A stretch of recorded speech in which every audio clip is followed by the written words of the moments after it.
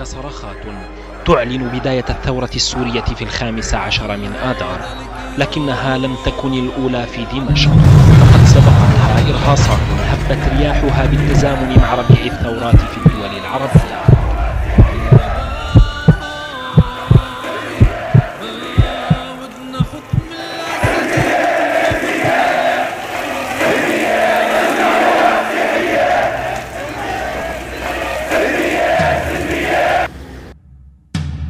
يا حيوان وقعتم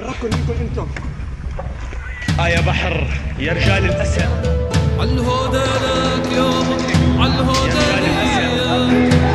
لك هذا لما بشوف المساعد بيكون وحش هيك كيف عم بيقول عالهدى لك يابا عالهدى ليا ما ودنا حكم الأسى ودنا الحرية يا درعا يا فرد الضوايب الشمعة هي جنازة الشهيد ياسر عرفة بن عطنة من مشفى الحكمة، وهي أهل عطنة، هي أهل النخوة. يا ولي والي يا خمام أرض الكرام من السماء شبابك يفهم عن الوهمان. اليوم جمعة حماس الديار 27/5/2011 مدينة قطنة تم دفن الشهيد زين بإذن الله الشهيد بكر عوض ابن عوض أبو يوسف والشهيد يامن الشيخ ابن نعيم الشيخ في مدينة قطنة بعد أن أقرأ.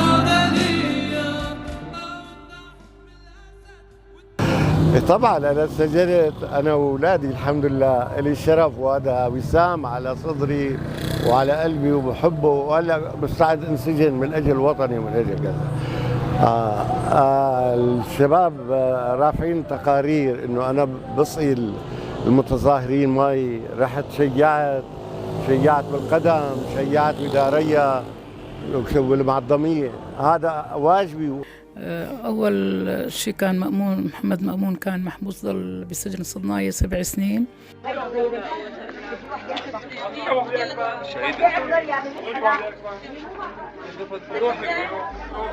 الشهيد بإذن الله مأمون حلو. وطلع وبعد 7 سنين رجعوا أخذوا شهرين ثانيون، وبعد شهرين فاتوا قتلوه بنص البيت هو وأخوه محمد سلامة كمان. ولا قال لي أنت الأستاذ، قلت له أنا الأستاذ. قلنا له كويس، هلا انتوا على اساس المسيحيه معنا، قلت له لا، الكذابين والمنافقين معكم. يعني هن عم يحاولوا يعملوا على الوتر الطائفي. الله اكبر. ونحن هذا طبعا بالنسبه لي مرفوض نهائيا. محمد خير كانوا اخذونا قبل بشهر، كمان اخذوه ما بعرف على طريق دماس وين ما بعرف، كمان اخذوه من هناك كمان واخذوه انحبس، وبعد 6 أشهر بعثونا اسمه انه هو متوفي بفرع المنطقة. أنت ابن أخي، من بلدي، بشعر إنك في ناس عم تظلمنا، وأنا برفض هذا الظلم، برفض هذا الظلم رفضا قاطعا.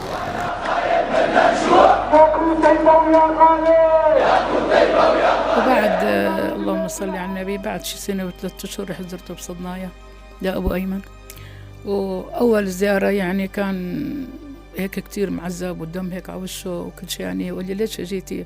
ما انت كان لا تجي؟ قلت له ما قدرت، يعني عارفك انت هون وما اجي زورك.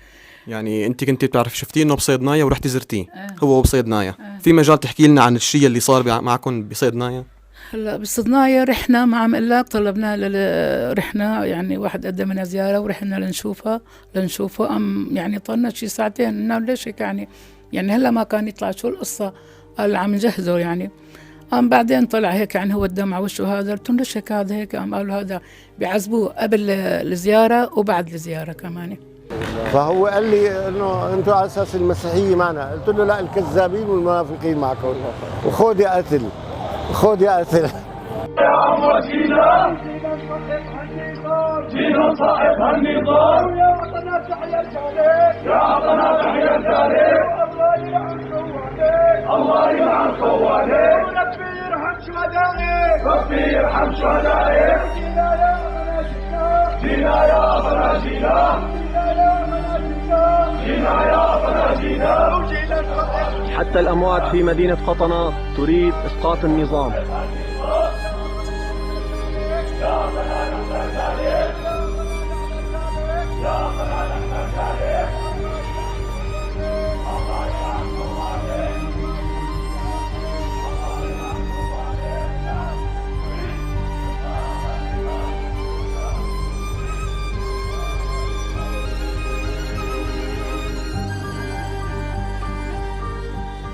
تهمت انه هو مع انه هو كان يعني مساعد اول بالجيش، عندهم 31 سنه، بس انه ابوهم لما امونه سلامه وقالوا له يوميتها قول انه اللي قتلوا اولادك ارهابي، قال لهم لا انتم اللي قتلتوهم، انا ما يعني ما بغير اقوالي، لو بتوصلوني لحبل المشنقه انا بقول انتم اللي قتلتوهم مو الارهابي، انتم فتوا او وصلوني بنص البيت، كيف تقول الارهابيه وانتم فتوا قتلتون؟ يعني هن النظام فاتوا قتلون يوميتها وقتلوا سلامه اول شيء، بعدين رجعوا كمان اول شيء مأمون.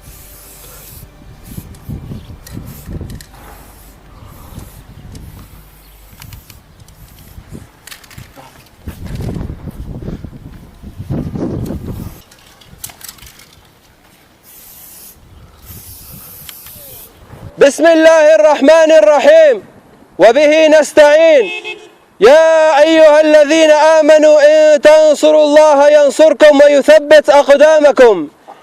إن الاعتداء على أهلنا ونسائنا وأعراضنا في قطنا تجاوز كل الحدود، فلا بد من نصرتهم والدفاع عنهم.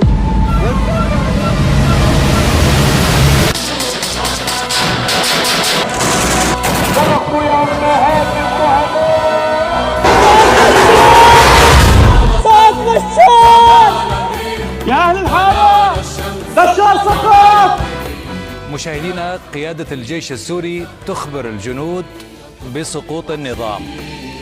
هناك خبر عاجل، أنوه إلى هذا الخبر العاجل: هروب بشار الأسد من دمشق إلى وجهة غير معلومة. إذن بإذن الله بدنا نعملها، بإذن الله بدنا نعملها.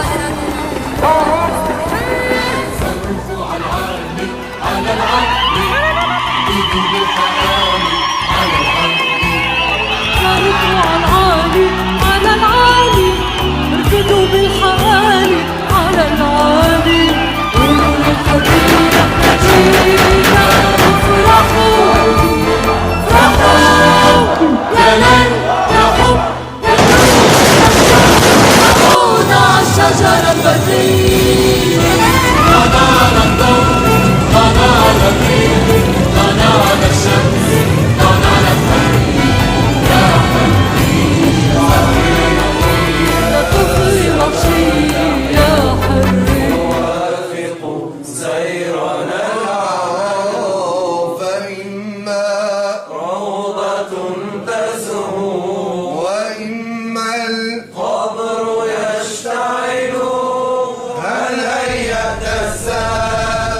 تنبع نخوي وشرف وعز، لأجل ترابك روحي ما تنعز. لولا سوريا الدنيا بلا لون، زفوا سوريا عروس الكون. وعا فسطان الأخضر الشرة ساكن جواتي يا وطن لو بعدك عن النظام. لأنه هاي قصة إسقاط النظام وتغيير النظام والعودة إلى دمشق هي خلصنا منها، وهذا ليس في قدوة لا أبو محمد الجولاني ولا أم محمد الجولاني. سوري بدمه يا ريالي